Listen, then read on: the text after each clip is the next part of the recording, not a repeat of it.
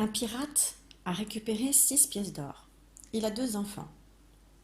Pour qu'il n'y en ait aucun de jaloux, il va vouloir donner la moitié de ces 6 pièces d'or pour les partager entre ses 2 enfants. À votre avis, combien de pièces auront chaque enfant?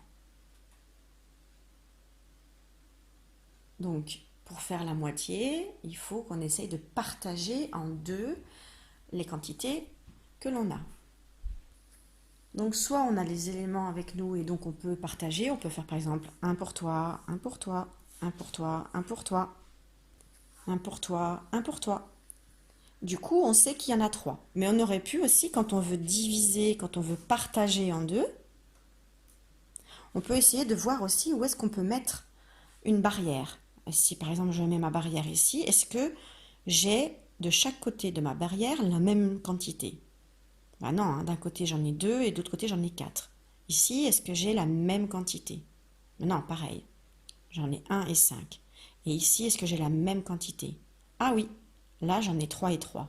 Donc, j'ai partagé en deux de manière équitable. D'accord? On en fait un autre.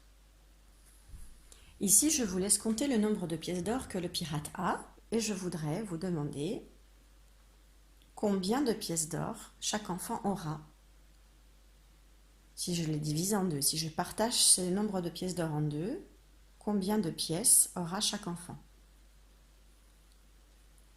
Alors, vous pouvez faire comme j'avais fait, c'est-à-dire prendre votre main et puis sur l'écran, essayer de placer votre main de manière à ce que de chaque côté de la main, il y ait le même nombre de pièces.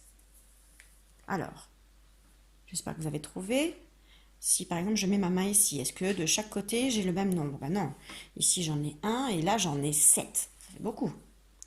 Et ici? Non, toujours, hein, c'est pas pareil.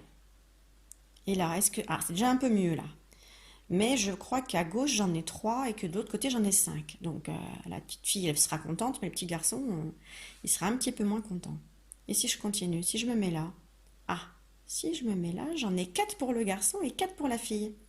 Et ben voilà, parfait. Donc ça veut dire que j'en ai 4 pour le garçon et 4 pour la fille. La moitié de 8, c'est 4. Parce que 4 plus 4, ça fait 8. On en fait un dernier. On en fait un dernier, mais du coup, cette fois-ci, je ne vous mets pas les pièces dans un premier temps. Vous allez essayer de les imaginer. Le pirate a récolté 4 pièces d'or. Il veut les partager en deux pour que chaque enfant ait le même nombre. Donc il a 4 pièces, mais il faut en donner la moitié au garçon et la moitié à la fille. Attention, je montre les pièces.